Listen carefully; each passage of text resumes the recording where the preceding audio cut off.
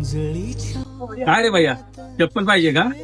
विशू, अरे साहेबांना चप्पल कोणती पाहिजे बघ. औषध माझ्यासाठी नाही पाहिजे, माझ्या आईला पाहिजे. किती नंबरची पाहिजे रे बाळा चप्पल? माझ्या आईच्या पावलाचं माप नाही औषध, पण ह्या कागदावर मी माझ्या आईच्या पावलाची आकृती आणली.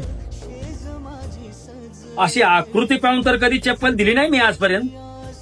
मग त्यापेक्षा तुझ्या आईलाच घेऊन ये ना दुकानात बाळा. शेठ, माझा आज पहिला पगार झालाय आणि माझी आई दुर्गावाला राहते आणि तिने आजपर्यंत कधी चप्पल पण नाही घातलेली. माझ्या आईने खूप कष्ट करून माझं शिक्षण पूर्ण केलं. माझा आज पहिला पगार झालाय. पहिल्या पगाराची भेट म्हणून मी आईला चप्पल घेतोय. म्हणूनच मी घरून येताना तिच्या पायाची आकृती घेऊन आलोय. गळा त्या मापाचा एक जोड.